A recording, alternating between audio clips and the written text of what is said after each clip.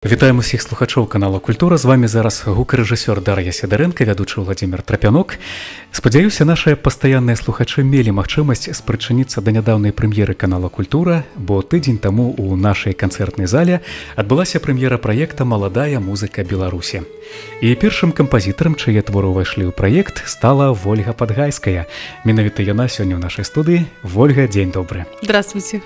Вельмі рады вас бачыць і дазвольце, я вас павіншую з чарговай прэм'ерай, бо зноў вашая музыка загучала на ўсю нашу Беларусь, і тыя, хто ведаюць вас па многіх праектах, пра якія мы сёння будзем казаць, зноў маглі адчуць вось той космас, які стварае ваша музыка.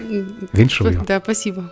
Ну і колькі слоў яшчэ пра Вольгу. Скончыла Лідскае музычнае вучылішча на аддзяленні музыказнаўства, Беларускую дзяржаўную акадэмію музыкі па класах кампазіцыі і аргана. Вучылася ў магістратуры, праходзіла асістэнтуру, стажыроўку пад кіраўніцтвам Уладзіміра Неўдаха. Вольга – член беларускіх саюзаў кампазітараў і музычных дзеячаў, стыпендыят спецыяльнага фонду прэзідэнта Рэспублікі Беларусь па падтрымцы таленавітай моладзі, лаўрэат міжнародных конкурсаў, у прыватнасці арганістаў у 2004 годзе і кампазітараў у 2010, фіналіст міжнароднага фестывалю конкурсу «Invision Sound» у Кіеве. Праходзіла стажыроўку ў музычным універсітэце імя Фрэдэрыка Шапена ў Варшаве. Вольга актыўна гастралюе, удзельнік міжнародных фестываляў і форумаў у Францыі, Аўстрыі, Польшчы, Італіі, Германіі, Даніі, Партугаліі і іншых краінах. Да. Ну, здаецца, асноўнае пералічылі, так галоўнае не забыліся. Дык вось, гаворка наша сёння пойдзе пра творчасць Вольгі, а таксама пра тыя культурныя падзеі Беларусі, напрамую ці ўскосна звязаныя з дзейнасцю нашай сённяшняй госцей. Але спачатку давайце мы пачнём з невялікага музычнага фрагмента з праграмы, якая была ў нашым эфіры 27 ліпеня. Гэта музыка Вольгі Падгайскай, твор называецца «Прысутнасць». Ну, давайте паслухаем.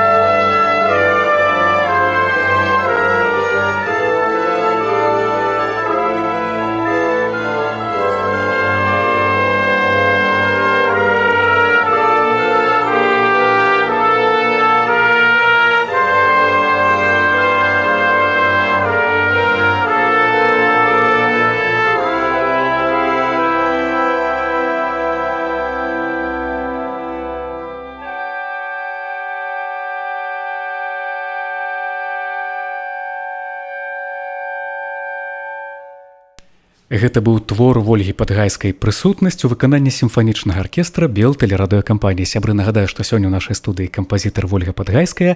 І калі ў вас ёсць пытанні ці пажаданні, калі ласка, дасылайце смс на кароткі нумар 1029. Ну і, дарэчы, калі працягваць гаворку пра вось гэты твор, які мы толькі што пачулі, а ён прагучаў упершыню на хвалях канала «Культура» менавіта тыдзень таму ў нашай канцэртнай зале, калі мы далі старт новаму праекту «Маладая музыка Беларусі», і менавіта ў нашай краіне гэта была прэм'ера, а да гэтага гэты твор выконваўся ва ўкраіне, так, Ольга? Да, это было в прошлом году. Заказ поступил от дирижера Виталия Алексеенко, который нас сейчас слушает, находясь в Германии. Привитание ему. Да, вот, и...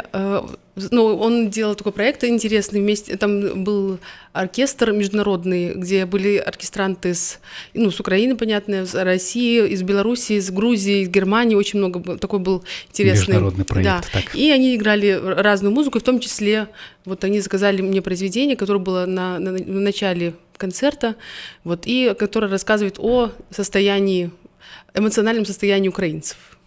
Ну што ж, будзем пераходзіць мы таксама да нашай сённяшняй асноўнай гаворкі, так, хаця мы пра вашу творчасць у прыватнасці зараз размаўлялі, але хацелася б запытацца пра тое, што калісьці вы вучыліся на музыказнаўцу, але адбылося пераключэнне на кампазітарскую справу. Якім чынам і што паўплывала на такі выбар? Во-первых, у меня появились учителя, которые открыли для меня новую дверь, именно композиции. Когда я училась на музыковедении, там было, естественно, очень интересно. У нас были потрясающие учителя в Лидии, они до сих пор работают. И когда появились учителя по композиции, Родионов и Швец, они до сих пор преподают, они открыли новую дверь, где я увидела новый мир, где можно творить самому то, о чем потом можно писать. Поэтому мне это показалось еще интереснее, и поэтому я переключилась. Дарэчы, пра вашу творчасць напісаны артыкулы ў часопісах і ў кнігах, і нават пісалі дысертацыі. Не цікавіліся, хто вывучаў вашу творчасць? Да, периодически. І наколькі дасканала, дарэчы, она вывучаная на сённяшні момант? Периодически присылают какие-то студенты, музыковеды присылают какие-то вопросы, которые включают, они пишут статьи, например, или диссертацию включают какую-то одну тему, например, о моих произведениях. Вот, но, честно говоря, я не всех помню, кто писал, поэтому что-то у меня сохранилось, какие-то артикулы, да, вот, а некоторых они теряются, но можно этим заняться, сделать такую музыковедческую работу, заняться своим творчеством, что обо мне написано, но как-то пока до этого не доходит. Может быть, на пенсии займусь этим. Пакуль трэба ствараць, пакуль трэба пісаць новую музыку, каб яна потым гучала ў нас у эфіры. Дарэчы, а самой не хочацца зараз што-небудзь на нейкую музыказнаўчую тэму стварыць нейкі ці артыкул, ці хаця б нешта невялічкае напісаць, і калі так, то пра каго б хацелі напісаць? Честно говоря, у меня заказов как снежный ком. Я просто не справляюсь уже вот с заказами, поэтому... сейчас пока писать именно как музыковедческую работу, у меня пока даже мысли такой не приходило, потому что голова занята другим. Пока что-то такое не приходит в голову. Карацей, творчасць на першым месцы, так? Эмоции на першым, да, а рацыянальнае пока подождет. Вольга, я прапаную зараз яшчэ працягнуць гаворку пра вашых настаўнікаў, пра вашых педагогаў, мэтраў, майстроў, якія паўплывалі выключна на вашу творчасць у тым ліку, так? І калі ўзгадваць вас у Акадэміі, Беларускай дзяржаўнай акадэміі музыкі, так, то мы можам згадаць прафесара Вячаслава Кузнецова і дацэнта Уладзіміра Неўдаха. Мне вось цікава, ці падтрымліваеце вы зараз сувязі са сваімі майстрамі, так, і вы ў іх па-ранейшаму чамусьці вучыцеся, ці вы размаўляеце ўжо як калегі на роўных і абмяркоўваеце, напрыклад, нейкія ці прэм'еры, ці яшчэ што-небудзь? Я думаю, что мы не то, что поддерживаем отношения, мы скорее стали крепкими друзьями, насколько позволяет уровень и... уровень возрастной. Вот. Невдах был даже на моей свадьбе, и он был... Мы постоянно с ним обсуждаем какие-то органные концерты и так далее. Вот. А профессор Кузнецов, Вот это мой такой психолог, гуру, я с ним до сих пор общаюсь, и если, например, у меня какая-то депрессия, я говорю, вот мне кажется, что я никогда больше ничего не создам, что делать, я умираю. Он говорит, это нормально, у меня тоже такое бывает, вот ничего, это нужно подождать, нужно слушать, читать, а потом оно само приходит. Он меня как-то успокаивает, вот, и Галина Константиновна Горелова тоже, вот мы с ними всегда общаемся, то есть поддерживаем такие отношения, как, ну, может быть, как коллеги, если какие-то концерты, вот, а если дружеские отношения, что если нужна какая-то помощь психологическая, они всегда помогают. Ну і разам з тым, я спадзяюся, от менавіта псіхалагічную дапамогу вам аказвае яшчэ і ваша родная сям'я. Ну, як бы там не было, да. гэта тыя людзі, якія заўсёды зразумеюць і падтрымаюць, так? Да, конечно. Но калі казаць пра вашу творчасць, я магу згадаць у прыватнасці пра тое, што Вольга Падгайская гэта аўтар твораў для аргана, сімфанічных, вакальна-сімфанічных, камерна-інструментальных, вакальна-інструментальных твораў да драматычных спектакляў і нямых фільмаў. Ну, але ўсё-ткі мне хацелася б узгадаць такі вельмі нашумелы і цікавы праект, які адбыўся некалькі гадоў таму ў сталіцы. Ён называўся «Бах у метро». Калі стваралі адмысловую сцэну, калі выконвалі творы выдатнага Іагана Себасцьяна. І як вот раскажыце пра тое, як узнік гэты праект і якая яго далейшая дзейнасць будзе, магчыма, плануюцца нейкія чарговыя выступленні ў межах Баха ў метро? Ну, эта идея пришла моему мужу, Виталий Эпов. Он захотел устроить праздник мне и Баху. У нас с ним в один день рождения, и вот он захотел, чтобы музыка звучала не только в филармонии, а чтобы она пришла к людям. Те, которые не могут или не хотят, или не получается прийти в филармонию послушать классическую музыку, академическую. Поэтому у него родился такой проект, и он об этом проекте рассказал Юрию Анатольевичу Зисеру. Он сразу рассказал, что я в деле. Вот, и он спонсировал этот проект, и у нас получилось... Мы, по-моему, 3 года подряд делали весной эти проекты. Были разные люди, исполнители, солисты филармонии, оперного театра и так далее. Вот, и они играли академическую музыку по разным точкам метро. Вот, но сейчас, по всем известным причинам, к сожалению, вот, мы не знаем, будет ли этот проект еще. Охотно згаджаліся наши зорки, удзельнічаць у гэтым праекце? Конечно, так? Им очень интересно было. Во-первых, это обстановка совсем другая, зрители совершенно другие, вот, ну и неформальная обстановка тоже. Атмосфера таксама зусім іншая, акустыка таксама зусім іншая. Да, это был какой-то такой праздник, странный праздник. Да, дарэчы, дзень нараджэння ваш Іагана Себасцьяна Баха ў адзін і той жа дзень, так, ці не паўплывала гэта на выбор вашего инструмента? Нет, я об этом узнала потом, осознала, не узнала, когда учишь чьи-то даты, учишь, а потом, когда осознаешь, что я играю на органе тоже, и Бах тоже играл на органе, еще композитор, в общем, такие какие-то совпадения, вот, то этому пришло, конечно, позже осознание. А ці можна сказаць пра тое, што Бах найбольш папулярны ў вашай творчасці кампазітар? Чыі арганныя творы ў вашым рэпертуары? Нет, у меня Бах был в моем репертуаре, когда я училась на органе. Сейчас я в основном пропагандирую современную музыку, и в основном белорусских композиторов. Ну што ж, я думаю, што пра сучасную музыку мы таксама пагаворым, і вот я хочу зараз прывесці невялікую такую цытату. У адным з інтэрв'ю вы калісьці сказалі: «Когда была маленькой, мечтала стать актрисой. Просто загорелась, хочу.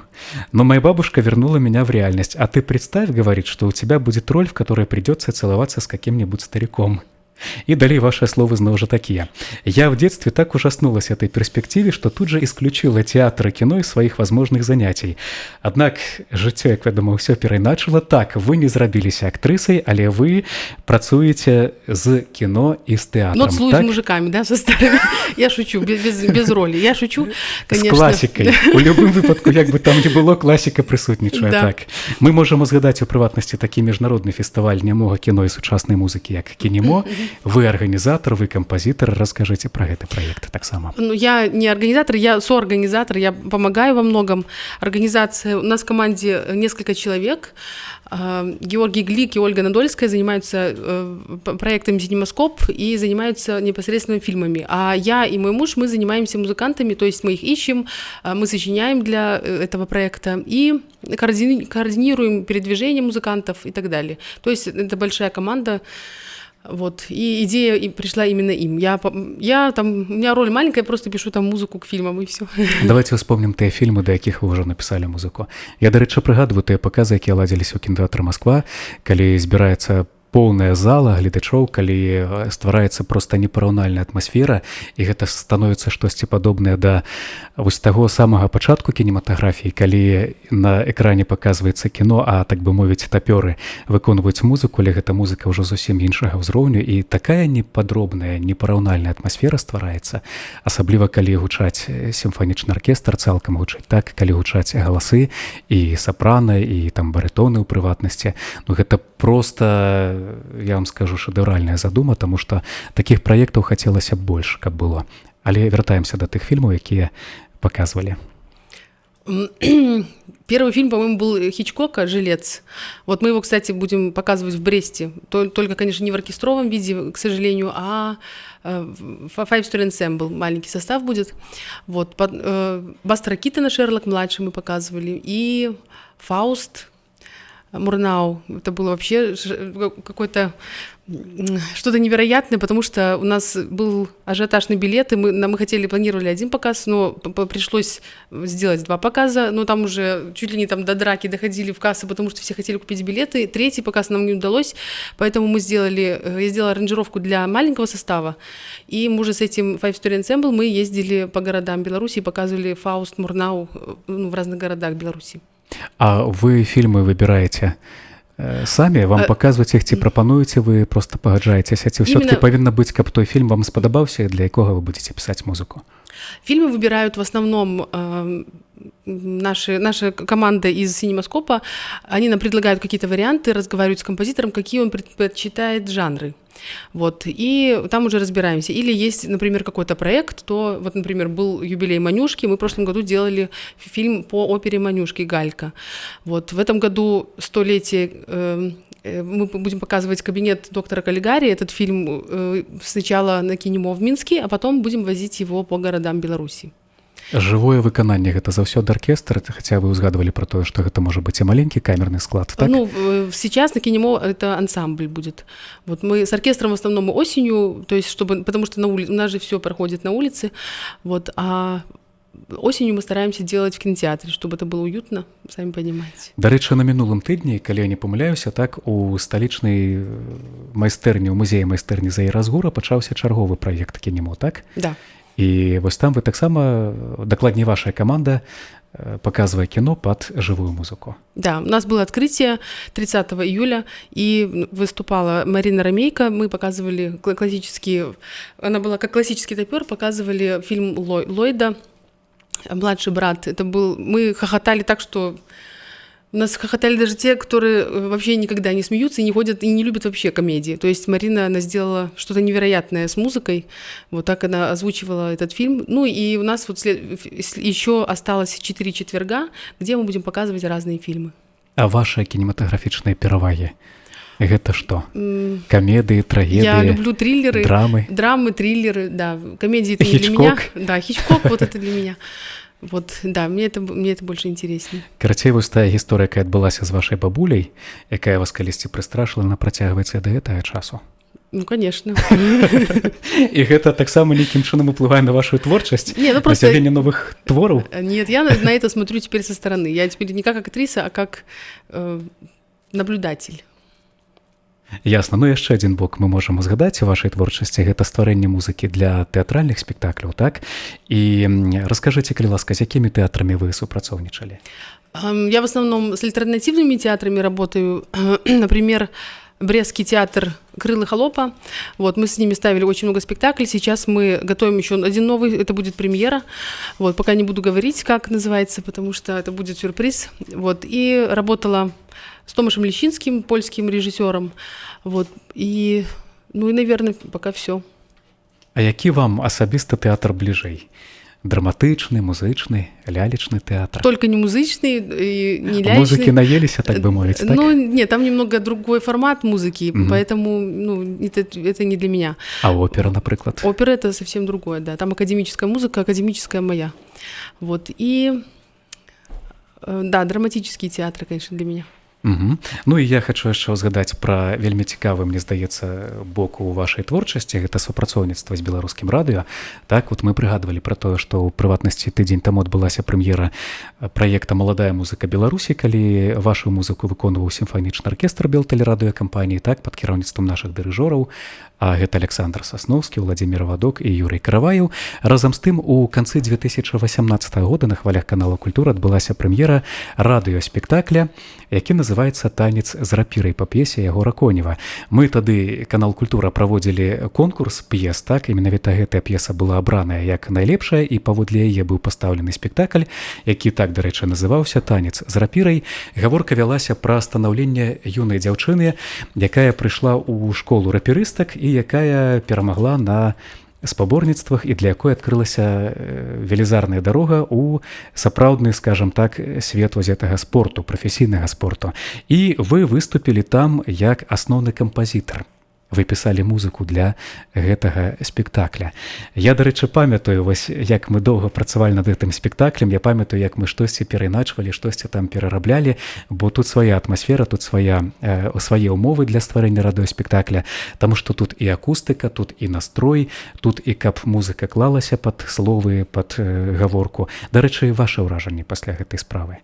Ну, да, я согласна, работа была очень длинной и тяжелой.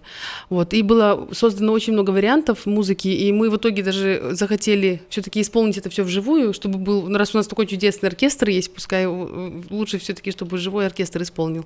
Вот, и работа с оркестром была интересная. Вот, ну, конечно, да, вот знаете, как столкнувшись с немым кино, я понимаю, что с режиссерами, которые мне слова не могут сказать, а я могу сама сделать свою музыку, то с ними, конечно, работать легче с немым кино, чем с режиссерами, с которыми ты их видишь, и очень много мнений и разных предпочтений и так далее. Поэтому работа была тяжелой, но мы справились. Я думаю, что очень понравилось всем. Вот поэтому, да, было интересно. Хаця зноў жа так, от калі параўноўваць у прыватнасці тое, што вы пішаце для кіно, і нягледзячы на тое, што гэта стужкі нямыя, так і ніякі рэжысёр вам не падказвае, што і як, вам усё адно трэба перадаць вось гэту атмасферу. Але у чым адрозненне? У тым, што калі вы глядзіце ў кіно, то вы бачыце, вы адчуваеце тое, што адбываецца на экране, а калі ствараецца радыёспектакль, то ёсць толькі абстракцыя, ёсць толькі словы, ёсць толькі тлумачэнне рэжысёра ці гукарэжысёра. Адпаведна, вось у гэтым і якраз такі тая цяжкасць, якая часам не дазваляе убачыць паўнавартасны твор, якім ён будзе ў выніку, якім ён будзе ў фінале. Разам з тым, прэм'ера адбылася ў нас у снежні 2018 года, і давайте мы зараз зробім такую невялічкую паузу і паслухаем невялікі фрагмент са спектакля «Танец з рапірай», які выйшаў у нас на канале «Культура», і музыку да якога напісала наша сённяшняя госця, кампазітар Вольга Падгайская. Опускаюся на колени, цалую дорожку, якая подарила перамогу, ускокваю, імчуся да трэнера і моцна абдымаю. Бачу шчаслівую смешку на яе твары. Віншую, Алена. Віншую з перамогай. Ой, узыходжанне пачынаецца з першага кроку, і сёння ты яго зрабіла. Малайчына. Я упэўнена, што з часам ты ўзыдзеш на алімпійскія вяршыні і цябе прызнаюць каралеваю рапіры. Ты толькі не змяняйся. Добра? Танцуй з рапірай у сваё задавальненне і заставайся настойлівай дзяўчынкай з добрым сэрцам. Ці дэкляруеш гэта мне, га? Так. Алена, віншую! Мы перамаглі!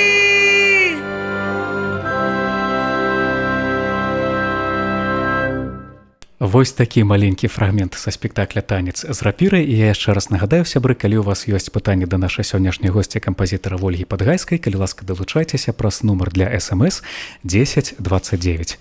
Ну, а калі гаварыць пра супрацоўніцтва з беларускім радыё, так, мы можам распавесці, зноў жа нагадаць пра тое, што у нас адбылася нядаўна прэм'ера «Маладая музыка Беларусі» на нашым канале, так, і выканаўца сімфанічны аркестр Белтэлерадыёкампаніі калектыў Five Story Ensemble. Давайте мы пагутарым у прыватнасці пра супрацоўніцтва з нашым сімфанічным аркестрам. Ці даўно вы з імі пачалі ствараць разам нейкія праекты і С вашим оркестром. так з аркестрам радыё. Я вообще с ним познакомилась на 5 курсе консерватории, когда всегда композиторов 5 курса дипломную работу записывали оркестр радио. Это такая традиция, вот, я даже не знаю, у нас сейчас существует или нет, вот, и это было самое первое волнительное такое событие в жизни, когда ты первый раз видишь вообще оркестр живой, и они, все состоявшиеся музыканты, они все смотрят на тебя с таким, скептицизмом, не знаю, с каким-то, может быть, недоверием, да. И ты должен показать, а ты вот какой-то такой молодой, и, чего-то боишься, может быть, что-то не так сказать, чтобы никого не обидеть. Во-первых, не обидеть нотой, да, чтобы сыграть, чтобы было всем удобно. Как говорил мой учитель, первый по композиции, Владимир Дорохин, он говорил, что главное, чтобы они были довольны, чтобы никто на тебя не злился после этого. И потом профессор Кузнецов говорил, что главное писать так удобно, чтобы они потом тебя благодарили, еще и ходили, еще и спасибо говорили тебе. Музыканты именно? Музыканты, так? Конечно, в оркестре, да. Вот, чтобы не было так, что они потом, им так тяжело было играть, что они потом стороной тебя обходят и никогда не соглашаются. Вот, поэтому, мне это очень важный момент, конечно, для композитора. Вот поэтому вот это было первое столкновение с оркестром радио, да, и там было, да, это было одно из ярких событий в жизни. Як яны засталіся задоволенымі? Я была в таком тумане, не знаю, вроде никто на меня не злился, никто не избивал после этого, поэтому я думаю, что все было хорошо. Вот, и сейчас они со мной здороваются даже, поэтому все хорошо. Запомнили, гэта таксама вельмі важна. Я думаю, што калі б яны былі супраць, яны б не выконвалі тыя творы, якія ўвайшлі ў нашу прэм'ерную праграму «Маладая музыка Беларусі». Калі казаць пра Five Story Ensemble, калі пачалася яго дзейнасць, раскажыце, калі ласка, больш падрабязна пра гэты калектыў. У нас раньше был коллектив Rational Diet, там был совсем другой состав, но я и Виталий Эпов были в том составе, потом наш ансамбль распался, и мы создали такую совокупность с группой Fratres. Объединились, и у нас получился ансамбль Five Story Ensemble, то есть 5-этажный ансамбль, и мы исполняли музыку мою и Виталия Эпова, и давали несколько концертов в Европе и в Беларуси. А потом состав как-то менялся периодически, то с появлением КиНеМо у нас появились какие-то другие заботы, сейчас у нас другой состав, мы с Виталием Эповым остались, вот, и записываем сейчас уже 3-й альбом Five Story Ensemble. Ось у нас у праграме, якая гучала тыдзень таму ў канцэртнай зале, так і гучалі гэтыя творы у выкананні Five Story Ensemble, і там былі яшчэ і спевы. А хто спявае? Вы спявалі, так? І Сергей Долгушев. Ясна. Раскажыце, калі ласка, а ў ансамблі паразумення не знікае ніколі? Нягледзячы на музыку, якая напісана, можа, не зусім лёгкая для выканання, ці наадварот? Мы в основном, в ансамбль приглашаем музыкантов, тех, которые, можно сказать, единомышленники, с которым нам интересно общаться, просто музыкантов, которые ненавидят, сучасную музыку, мы, конечно, с такими не работаем, а работаем именно с прогрессивными, которыми все интересно, и даже где-то бесплатно что-то сыграть, потому что только ради идеи, ради того, чтобы кому-то что-то показать, поэтому в основном это наши люди, такие наши. Вот, поэтому никаких споров не возникает, только единственное во время репетиции, потому что все работают в разных оркестрах, и собрать в одно время, в одно место, это очень тяжело. Вот, а так, конечно, абсолютное доверие и понимание. А сучасная музыка – гэта якая музыка? Вот вы сказали, что некоторые адмаўляюцца яе выконваць. Во-первых, это та, которая написана сегодня, сейчас, в этом году, в эти 20 лет, в эти 50 лет, неважно. Например, композитор, который еще жив, это тоже, получается, современная музыка. И это одно значение. Второе значение, что она отражает действительность, в которой мы живем. Композитор, он всегда показывает то, что у него болит. Вот то, что происходит вокруг, атмосфера, абсолютно разные темы. Вот, и все. Адгуканне на пэўныя падзеі, якія адбываюцца таксама ў жыцці, так? Да. Своеасаблівая рэфлексія такая на тое, што навокал. Я, дарэчы, хачу працягнуць гэтую гаворку, так, пра сучасны стан музыкі, у прыватнасці нашай краіны. І вы, як арганіст, так, як чалавек, які працуе, якая выконвае музыку на інструменце каралі, вось скажыце, калі ласка, а сучасная арганная музыка у Беларусі ў якім стане зараз знаходзіцца? Я маю на ўвазе і кампазітарская, так, дзейнасць, і выканальніцкае майстэрства таксама. Органистов стало значительно больше. Вот, школа, конечно, расширяется. Профессор Невдах, доцент Невдах, он же, конечно, работает, очень много выпускает студентов. Вот, и очень много органов открывается, реставрируется сейчас по Беларуси. Вот, и мы знаем, что в Верхнем городе открылся орган благодаря Юрию Зисеру. И, то есть, концертов становится все больше и больше, органистов больше, поэтому развитие исполнительского искусства, конечно, у нас хорошее. Вот. А в композиторском плане, не знаю, тут... Ну, я веду одного композитора 100%, это Ольга Подгайская, якая піша для органа. Да, вот. И кроме себя я больше никого не знаю, знать не хочу. Вот, я шучу, конечно. Конечно, много писала для органа покойная Анна Короткина в прошлом году, которая умерла, вот, и она очень большое значение имела в органной культуре, и Ксения Максимовна Погорелова ее играла часто. Вот. И, конечно, одним из первых органистов это Олег Янченко, который жил в Москве, он тоже умер уже, он тоже колоссальное количество произведений написал для органа, и очень много сделал для развития органа. Вот. Ну и сейчас уже молодые композиторы, тоже я их постоянно прошу, потому что я хочу пропагандировать именно, я как исполнитель, я могу играть только на органе, получается, на клавишных и вообще. И я поэтому прошу молодых белорусских композиторов, чтобы они писали для органа и для каких-то инструментов с органом. То есть смотря какой концерт. Вот последний концерт у нас был в прошлом году с терминвоксом, скрипкой, флюгельхорн и орган. Вот. И там была только белорусская музыка. И все белорусские композиторы написали для наших составов. Вот. И это был незабываемый концерт, конечно. И так вот таким способом только и остается развивать белорусскую культуру, пока не допросишься, в колени не упадешь, никто тебе не напишет, конечно. Ну вот, просим, вот, и всегда исполняем. Калі казаць пра некаторыя лічбы, так, то ў нашай краіне ў прыватнасці больш за 230 арганаў існуе, так? Да. А можа быць, ёсць той інструмент, на якім вы яшчэ не ігралі, калі так, то дзень знаходзіцца? Мне легче, честно говоря, сказать, на котором я играла, потому что их слишком много, и некоторые, конечно, органы, они не концертные. Они в основном предназначены для службы, и они уже старенькие, их никто не реставрировал. Вот поэтому, но сейчас уже это все расширяется. У нас есть Александр Бурделев, который этим занимается, и он один из создателей книги «Органы Беларуси», Виктор Кистень, вот, Светлана Немагай, которые все писали все эти тексты и исследовали. Вот, это очень важно для нас, для органистов. Вот, поэтому органов становится все больше, конечно. Ну а Five Story Ensemble и органная музыка, было колись такое сполучение? Да, так? У нас был концерт в прошлом году в культурном центре «Корпус». Вот, мы играли наш новый альбом, который мы сейчас записываем, и несколько произведений, они были с органом. То есть у нас состав сейчас 2 скрипки, саксофон, контрабас и фортепиано. Вот, я играю на фортепиано, и некоторые пьесы я играю на органе. У меня есть мой электронный орган дома, вот, мы его перевозим специально на концерты. И 13 августа на фестивале «Кинемо» будет фильм «Кабинет доктора Каллигари». Мы будем играть этим составом, и мы привезем туда мой электронный орган. Будет очень страшно, очень страшно. Приходите. Так что запрашаем усіх, так? Да. Но пакуль давайте все-таки звернемся до яшчэ адной музычнай ілюстрацыі, так? І пачуем ваш твор, які называецца «Пакравитель». І выконвае яго якраз такі Five Story Ensemble.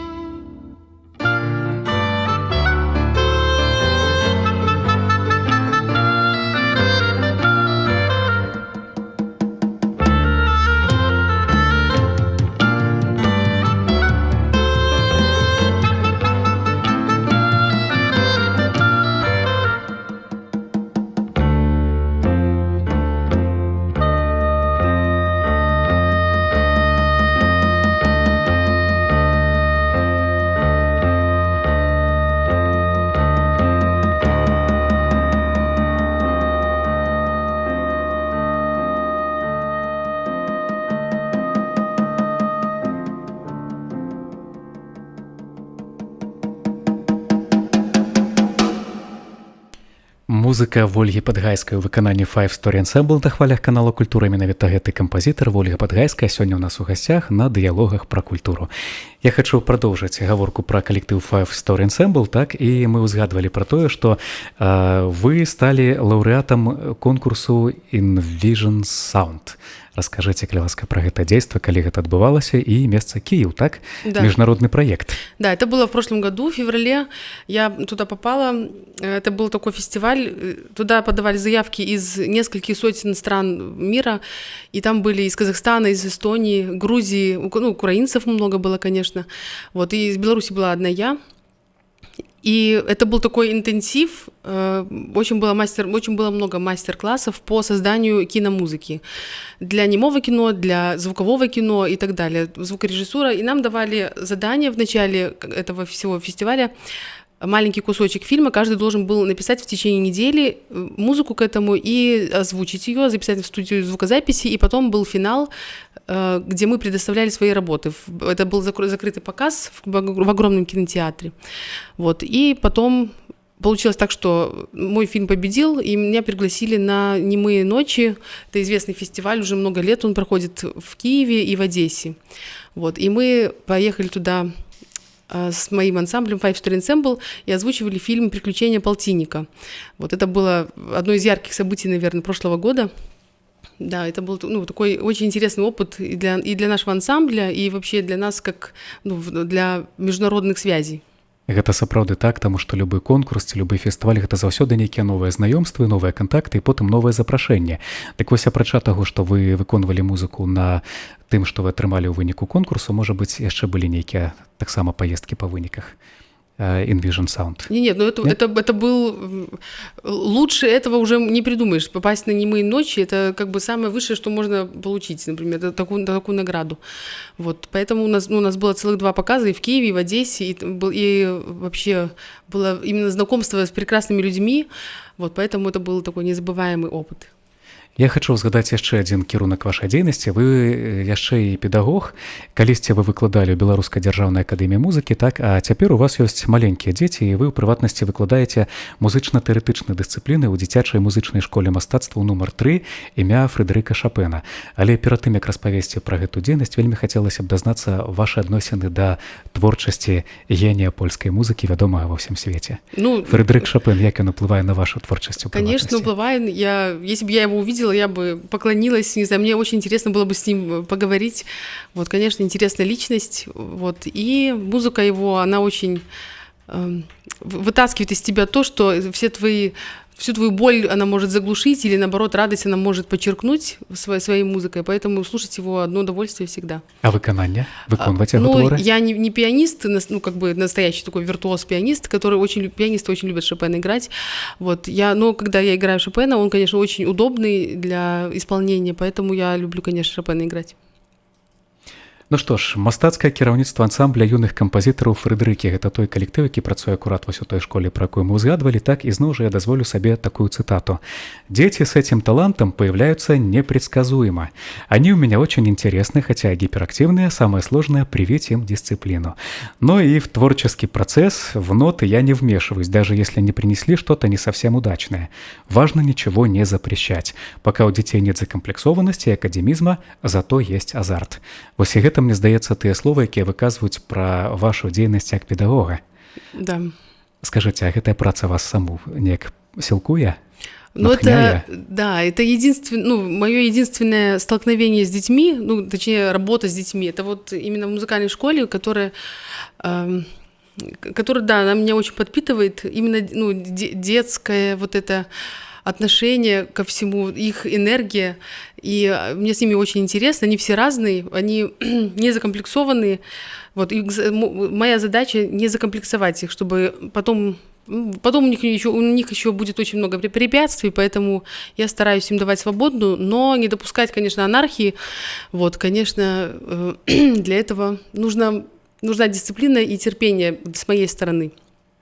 дисциплины с их стороны, терпение с моей стороны. Вот. Но мы с ними работаем, некоторые из них более серьезно работают, относятся к композиции, и некоторые даже участвуют в конкурсе композиторов. Вот. И в этом году тоже стали некоторые лауреатами, дипломантами. Но в А что основном, это за конкурс республиканский, так? последний раз это был, да, дебют 2020. Вот. Но он был онлайн, конечно, уже, но мы успели поучаствовать в нем. Вот. И в основном, конечно, мы с ними ставим много спектаклей, чтобы это был не просто концерт из музыки учеников. То есть это как-то, это будет не то, что скромно, это может быть интереснее, мне показалось для меня, сделать это в виде спектакля. Поэтому мы с ними примерно 3-4 раза в год ставим спектакль. Карацей, яны ж самі і пішуць музыку, яны ж самі выконваюць, Да, так? І да. ясна, колькі гадоў вы выкладаеце ўжо? Ансамблю Фредерики уже примерно 6-7 лет. Вот, в школе я работаю с 2000 года. А там узрост дзяцей які? Самому маленькому у меня 6 лет, самой старшей 16. Ага, гэта значыць ужо тыя людзі, якія могуць паступіць у акадэмію, у прыватнасці на В кампазітарскі. колледж, да, вот сейчас моя ученица поступает в колледж, на музыковедении в ЛИДу, кстати. Вот, и, да, вот мы с ними работаем, все разные возрасты, их энергетика тоже отличается друг от друга, поэтому их вместе совмещать это очень, конечно, тяжело, но интересно. Вот. И последнее, что мы с ними делали, это мы уже на дистанционном обучении были, сняли с ними фильм о детстве Шопена. Дети рассказывают о детстве Шопена, то есть и сами сочиняют музыку как фоновую к этому фильму. Это будет монтаж, фильм этот выйдет к учебному году. І ў інтэрнэце можна будзе яго ўбачыць, Да, я як думаю, у што інтэрнэце. Ну што ж, няхай ўсё абавязкова рэалізуецца. А на сёння я хачу яшчэ раз падзякаваць за тое, што вы знайшлі час, каб завітаць да нас у студыю.